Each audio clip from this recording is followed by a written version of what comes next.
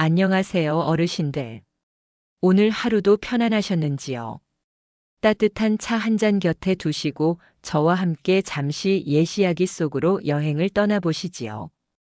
우리가 살다 보면 겉모습만 보고 사람을 판단할 때가 참 많습니다.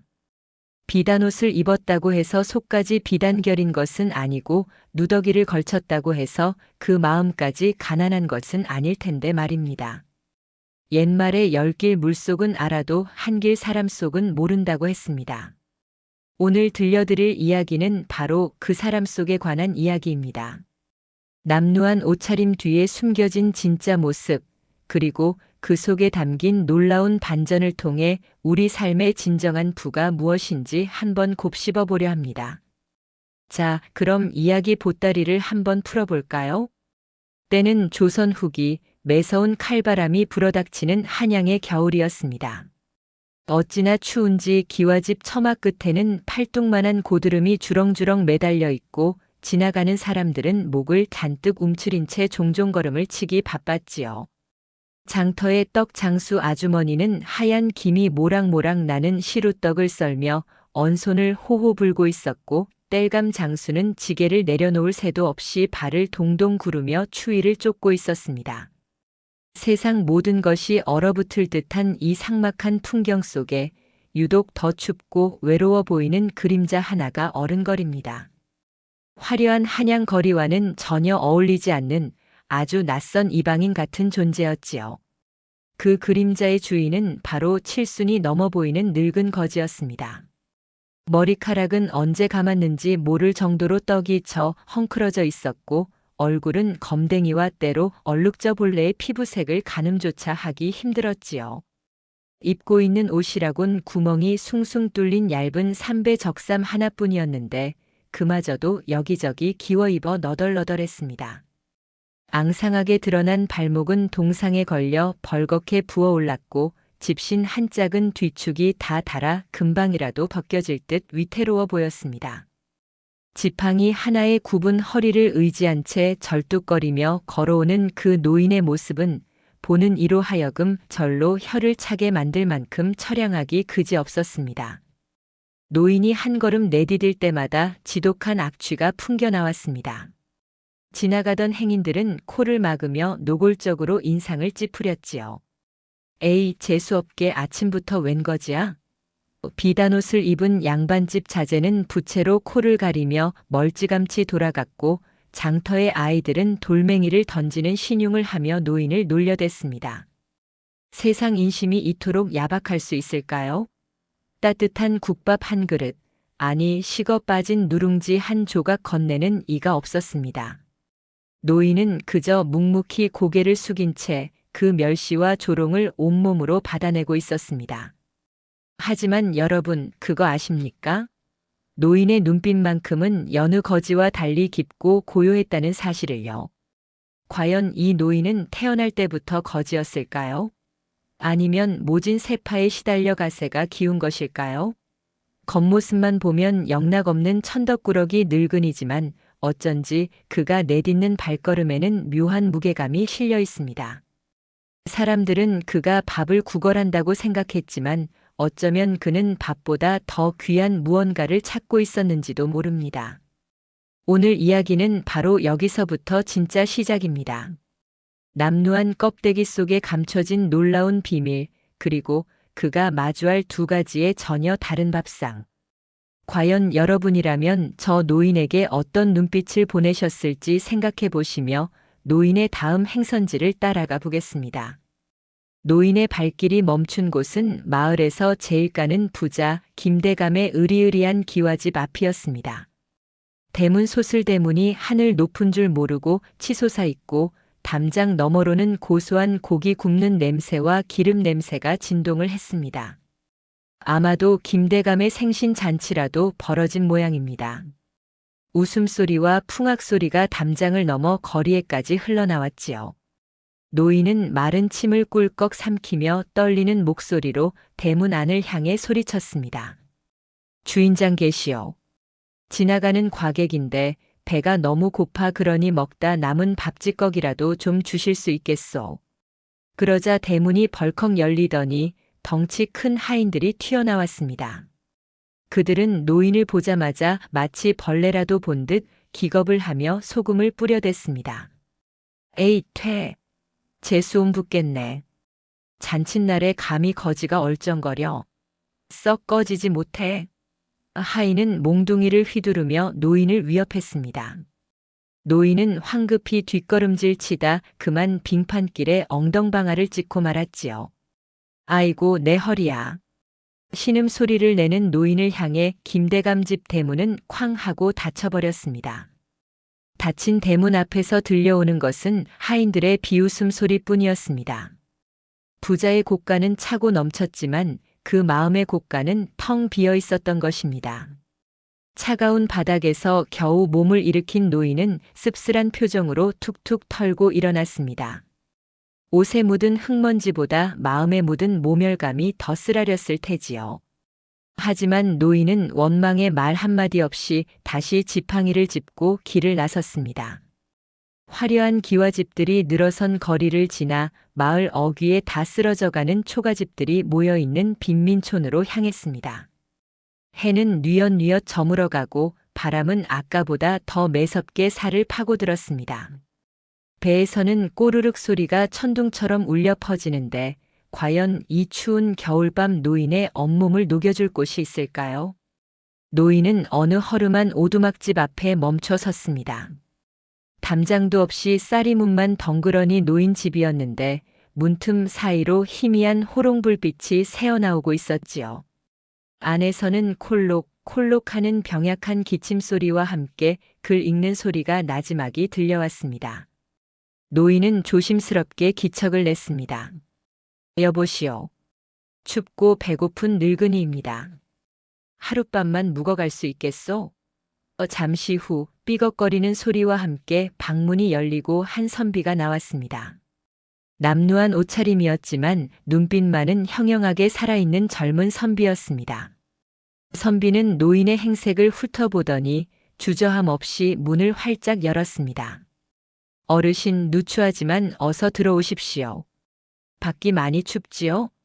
선비는 노인의 차가운 손을 덥석 잡고 아랫목으로 이끌었습니다. 방 안은 냉기가 감돌았지만 선비의 마음만큼은 아랫목보다 더 뜨거웠습니다. 집에 먹을 것이라곤 식은 보리밥 한 덩이와 김치 조각뿐이라 송구합니다만 이거라도 드시고 기운을 차리시지요. 선비는 자신이 먹으려던 저녁밥을 통째로 노인 앞에 내밀었습니다. 김대감 집의 사내 진미보다 더 귀한 가난한 선비의 전 재산이나 다름없는 밥상이었습니다. 노인은 체면도 잊은 채 그릇에 코를 박고 허겁지겁 보리밥을 먹어치웠습니다. 며칠을 굶은 사람처럼 밥알 하나 남기지 않고 싹싹 긁어 먹었지요. 그 모습을 지켜보던 젊은 선비는 배가 무척 고팠을 터인데도 냉수 한 사발로 줄인 배를 채우며 흐뭇한 미소를 지을 뿐이었습니다. 여러분, 내 입에 들어가는 밥보다 남이 먹는 모습에 배부르다 하는 말, 그게 어디 쉬운 일이겠습니까? 그런데 이 선비는 진심으로 노인이 식사하는 모습만 봐도 좋은 모양입니다. 노인이 다 먹고 나서야 선비는 숭늉 한 그릇을 내밀며 말했습니다. 찬밥이라 체하실까 염려됩니다. 천천히 드십시오. 겉모습은 남루한 초가집 주인이지만 그 마음 씀씀이만큼은 고래등 같은 기와집 주인보다 훨씬 넉넉해 보입니다. 배가 좀 차니 그제야 노인은 선비의 형편이 눈에 들어왔습니다. 방 한 구석에는 낡은 책들이 수북이 쌓여 있고 벽에는 붓글씨 연습을 한 종이들이 겹겹이 붙어 있었습니다. 젊은 양반 글 공부를 하시는 모양이구려. 헌데 살림살이가 이리 곤궁해서야 어찌 공부에 전념하겠소? 노인의 질문에 선비는 덤덤하게 대답했습니다. 가난은 선비에게 허물이 되지 않습니다. 다만 배움이 부족하여 세상에 쓰임이 되지 못할까 그것이 두려울 뿐이지요. 선비의 눈빛은 호롱불보다 더 맑고 강직하게 빛나고 있었습니다. 비록 쌀독은 비었을지언정 그 가슴 속에 품은 뜻은 하늘을 찌를 듯 높고 푸르렀습니다. 노인은 짐짓 짓궂은 질문을 던져보았습니다. 여보시오, 내가 보니 댁도 오늘 저녁을 굶은 것 같은데 생판 모르는 늙은이에게 그 귀한 밥을 다 내어주면 후회되지 않소? 내일 당장 굶어 죽을지도 모르는데 말이오. 그러자 선비는 허허 웃으며 고개를 저었습니다. 어르신, 곡기는 내일 다시 구하면 그만이지만 사람의 도리는 한번 외면하면 다시 주워 담기 힘든 법입니다. 제 뱃속을 채우자고 추위에 떠는 어르신을 모른 척했다면 제가 읽은 글들이 다 무슨 소용이겠습니까? 그 말을 듣는 순간 노인의 눈가에 이체가 서렸습니다. 그저 마음씨만 착한 줄 알았더니 사리 분별이 명확하고 기계가 대단한 젊은이였던 것입니다. 밤이 깊어지자 문풍지가 우우 소리를 내며 거센 겨울 바람을 알렸습니다. 방바닥은 냉골이나 다름없어 엉덩이가 시려울 정도였지요. 선비는 장롱에서 솜이 다 빠져 납작해진 이불 한 채를 꺼냈습니다. 그리고는 주저없이 그것을 노인에게 덮어주었습니다. 저는 젊어서 찬 바닥도 괜찮습니다. 어르신께서는 이불을 덮고 주무십시오. 노인은 사양했지만 선비의 고집을 꺾을 수 없었습니다. 결국 노인은 선비의 온기 어린 이불을 덮고 누웠고 선비는 웅크리고 앉아 책을 읽다 벽에 기대어 잠이 들었습니다. 코끝이 시린 겨울밤이었지만 노인의 마음은 그 어느 때보다 따뜻했습니다. 어느덧 새벽 닭이 울고 동이 트기 시작했습니다. 노인은 선비가 깰세라 조심스럽게 몸을 일으켰습니다. 하지만 선비는 벌써 일어나 마당을 쓸고 있었지요. 어르신, 벌써 떠나시게요? 누룽지라도 끓여드릴 테니 드시고 가시지요. 선비가 붙잡았지만 노인은 갈 길이 바쁘다며 사양했습니다. 그리고 떠나기 전 선비의 두 손을 꼭 잡으며 물었습니다. 내 신세 참 잘 졌소. 나중에 갚을 길이 있을지 모르니 성함이나 좀 알려주시오. 선비는 극구 사양하다가 노인의 간곡한 청에 못 이겨 입을 열었습니다. 박달제 너머에 사는 박문수라고 합니다. 노인은 그 이름을 마음속 깊이 새기듯 고개를 끄덕였습니다. 노인은 쌀이문을 나서며 품속에서 무언가를 꺼낼 듯 하다가 이내 그만두었습니다. 지금 당장 금은 보화를 안겨주는 것은 이 올곧은 선비에게 오히려 결례가 될 수도 있겠다는 생각이 들었기 때문일까요? 대신 노인은 알 수 없는 미소를 지으며 한마디를 남겼습니다. 박선비, 내년 봄에 과거 시험이 있다고 들었네. 부디 한양에 올라가거든 남산골 제일 큰 기와집을 찾아가 보시게. 내 밥값은 그때 톡톡히 하리다. 선비는 그저 노인이 하는 덕담이려니 생각하고 웃으며 허리를 숙여 배웅했습니다. 멀어지는 노인의 뒷모습을 보며 선비는 왠지 모를 아쉬움과 함께 가슴 한구석이 벅차오름을 느꼈습니다. 마을 어귀를 벗어나 인적이 드문 산길로 들어서자 놀라운 일이 벌어졌습니다. 구부정하게 휘어있던 노인의 허리가 꼿꼿하게 펴지고 힘없이 질질 끌던 발걸음에 호랑이 같은 기운이 실리는 게 아니겠습니까? 흐리멍덩해 보이던 눈빛은 온데간데 없고 마치 천하를 호령할 듯한 형형한 안광이 뿜어져 나왔습니다. 그렇습니다, 여러분. 이 노인은 평범한 거지가 아니었습니다. 그는 바로 이웃 고을은 물론 조선 팔도에서 모르는 사람이 없다는 천석군 최부자였습니다. 평생 모은 재산을 물려주고 싶어도 마음 나눌 피부치 하나 없고 믿을 만한 사람을 찾지 못해 스스로 거지가 되어 세상을 떠돌고 있었던 것이지요. 산모퉁이를 돌자 숲속에서 건장한 사내 두 명이 튀어나와 노인 앞에 넙죽 엎드렸습니다. 대감마님, 며칠 동안 풍찬 노숙하시느라 얼마나 고생이 많으셨습니까? 이제 그만 댁으로 돌아가시지요. 최 부자의 뒤를 몰래 따르던 호위 무사들이었습니다. 최 부자는 껄껄 웃으며 꼬질꼬질한 거정을 벗어 던졌습니다. 허허, 고생은 무슨. 내 이번에 천하보다 귀한 보물을 찾았느니라. 하인들이 미리 준비해둔 비단 옷으로 갈아입은 최 부자의 모습은 영락없는 귀티 나는 대감이었습니다. 하지만 그의 머릿속에는 오직 아까 그 가난한 박선비의 맑은 눈빛만이 맴돌고 있었습니다. 최 부자는 가마에 오르며 김대감네 집 쪽을 차갑게 노려보았습니다. 재물이 많으면 무엇 하나 마음이 가난뱅이인 것을.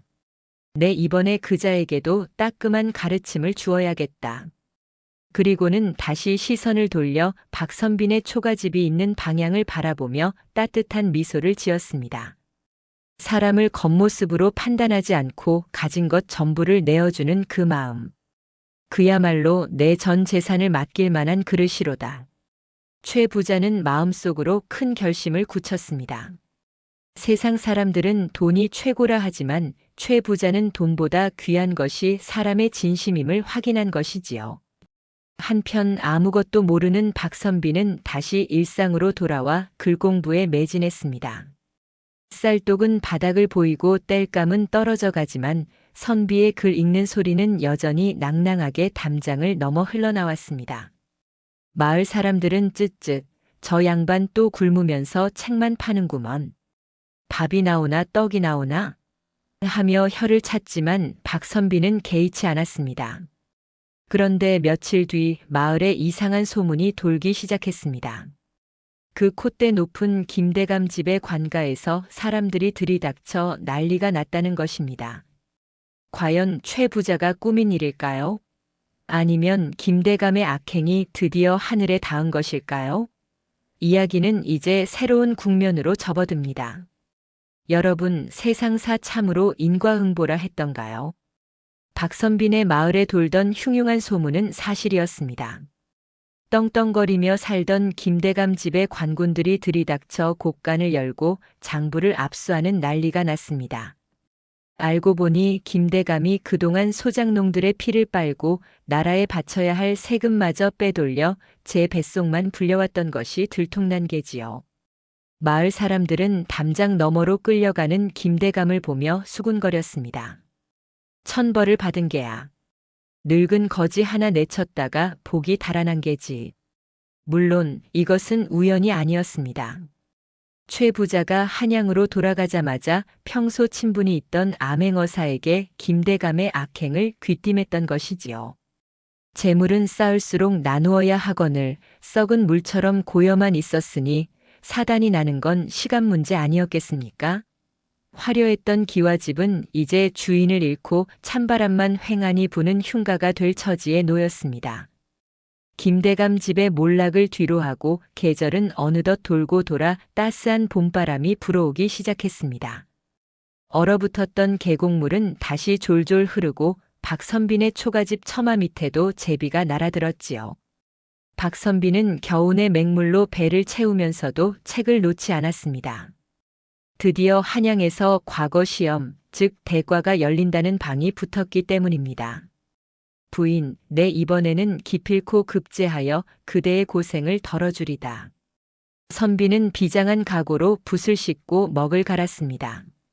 하지만 한양까지 갈 노자가 문제였습니다. 집신 한 켤레 제대로 된 것이 없는데 수백 리 길을 어찌 떠난단 말입니까? 선비의 한숨소리가 깊어질 무렵 부스럭거리는 소리와 함께 방문이 열렸습니다. 그곳에는 박선비의 아내가 무언가를 소중히 감싸 쥔 채 서 있었습니다. 아내는 수줍게 웃으며 품속에서 무명천에 싼 꾸러미를 내밀었습니다. 풀어보니 엽전 몇 냥과 정성스레 만든 미숫가루, 그리고 튼튼하게 꼬아 만든 집신 2켤레가 들어있었습니다. 서방님, 제가 시집 올 때 가져온 은비녀를 팔았습니다. 부족하겠지만 한양 가시는 길에 요긴하게 쓰십시오. 박선비는 목이 메어 말을 잇지 못했습니다. 아내의 긴 머리를 고정하던 그 고운 비녀가 자신의 출세기를 여는 노자가 되어 돌아온 것입니다. 선비는 아내의 거친 손을 잡고 맹세했습니다. 반드시 장원 급제하여 금이 환향하겠노라고 말입니다. 아내의 깊은 사랑과 희생이 담긴 이 괴나리 보찜이야말로 세상 그 어떤 보물보다 무거운 것이었습니다. 선비는 보찜을 메고 떨어지지 않는 발걸음을 옮겨 한양으로 향하는 대문 밖을 나섰습니다. 박선비의 한양행은 고난의 연속이었습니다. 박달제를 넘고 문경세제를 지나는데 산은 어찌나 높고 험한지 숨이 턱턱 차올랐습니다.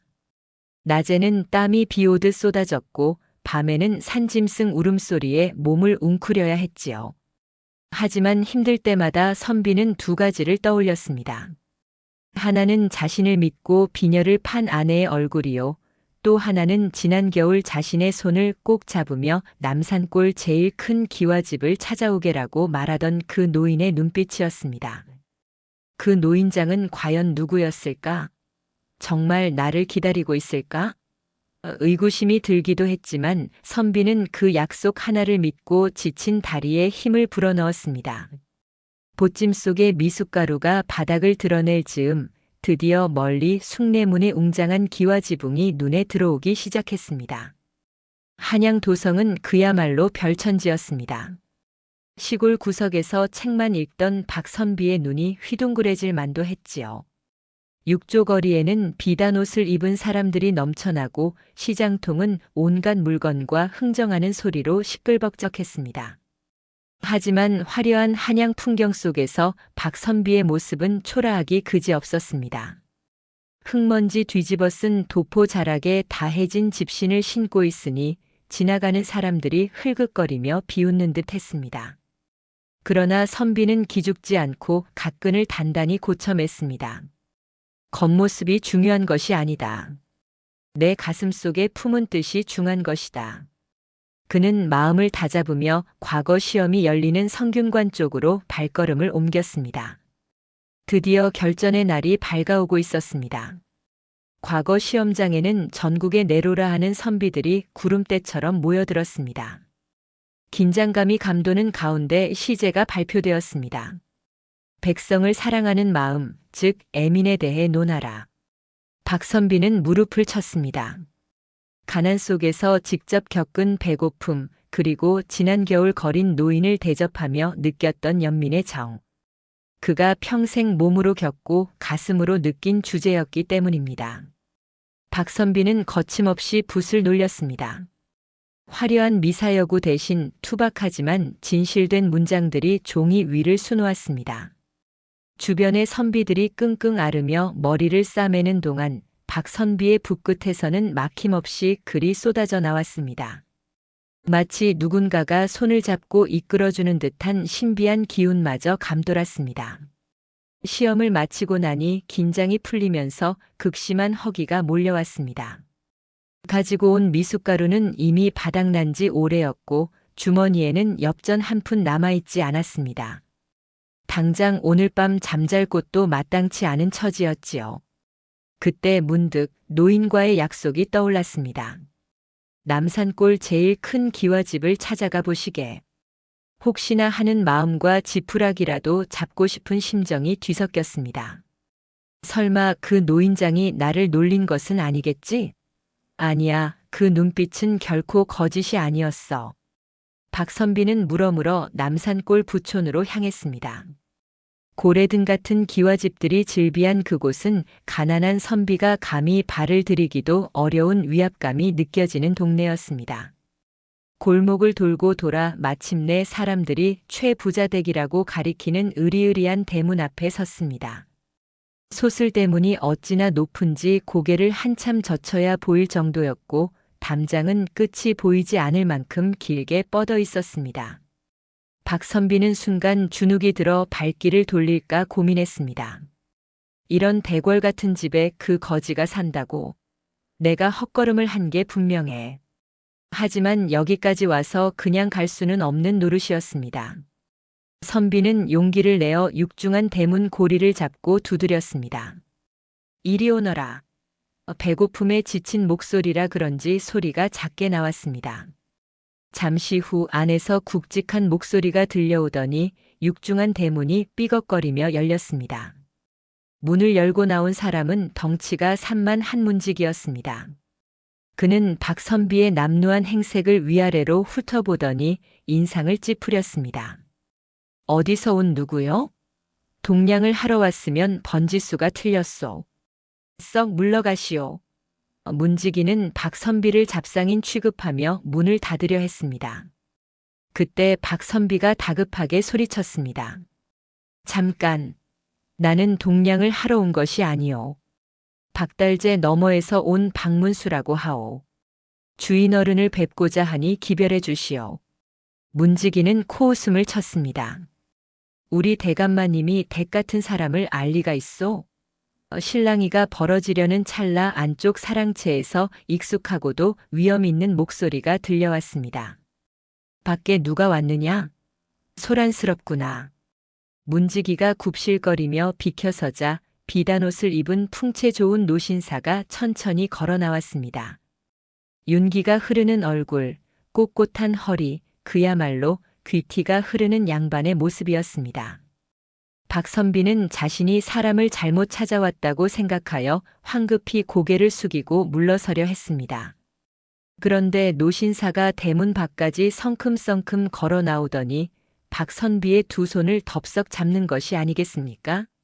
아이고 박선비, 내 진작부터 자네가 오기만을 학수고대하고 있었네. 박선비가 깜짝 놀라 고개를 들어보니 그 노신사의 눈매가 낯이 익었습니다. 주름진 눈가에 어린 장난기 어린 웃음, 바로 지난 겨울 자신의 집 아랫목에서 누룽지를 긁어드시던 그 거린 노인이었습니다. 어르신? 정말 그 어르신입니까? 박선비의 입이 딱 벌어졌습니다. 어안이 벙벙해 있는 박선비를 이끌고 최 부자는 안채로 들어갔습니다. 겉에서 보던 웅장함과는 달리 집안 내부는 정갈하고 고즈넉한 기품이 서려 있었지요. 최 부자가 껄껄 웃으며 자초지종을 털어놓았습니다.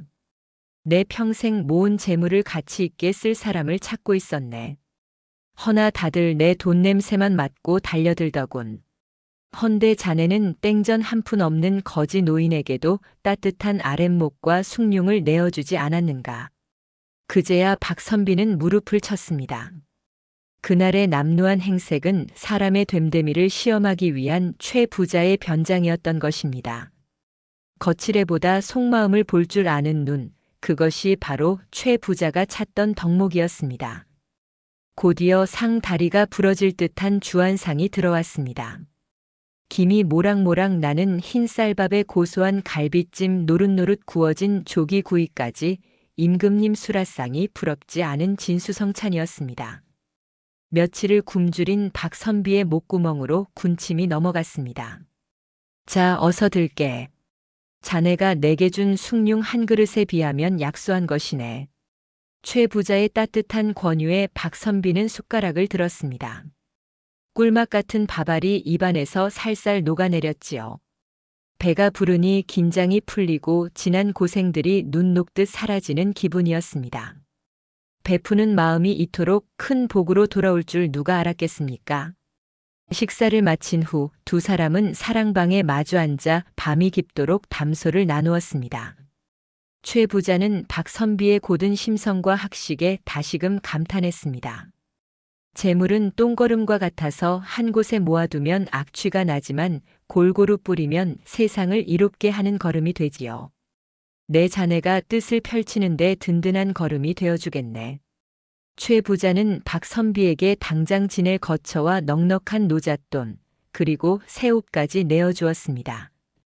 피 한 방울 섞이지 않았지만 진심 하나로 맺어진 부자 같은 인연이 깊어가는 밤이었습니다. 사흘 뒤 성균관 앞이 떠들썩해졌습니다. 과거 급제자를 알리는 방이 붙는 날이었기 때문입니다. 수많은 인파 속에서 꽹과리 소리와 함께 관리들이 말을 타고 달려왔습니다. 박문수, 박달재 박문수 선비 계시외다. 우렁찬 목소리가 장안을 울렸습니다. 네, 그렇습니다. 이번 과거 시험의 장원 급제자는 바로 박선비였습니다. 애민을 주제로 쓴 그의 글이 임금님의 심금을 울려 당당히 수석을 차지한 것입니다. 가난한 선비의 인생에 볕이 드는 순간이었습니다. 박선비는 머리에 어사화를 꽂고 붉은색 합격 증서인 홍패를 손에 쥐었습니다. 그가 가장 먼저 달려간 곳은 다름 아닌 최 부자 댁이었습니다. 어르신, 제가 해냈습니다. 최 부자는 버선발로 뛰어나와 박선비를 얼싸안고 덩실덩실 춤을 추었습니다. 지성감천이라더니 하늘이 자네의 진심을 알아준 게야. 내 아들이 급제한 것보다 더 기쁘구려. 두 사람의 눈에는 기쁨의 눈물이 고였습니다. 가진 것 없어도 사람을 귀하게 여길 줄 알았던 선비와 부자임에도 사람을 가려볼 줄 알았던 대부호의 만남이 아름다운 결실을 맺은 것입니다.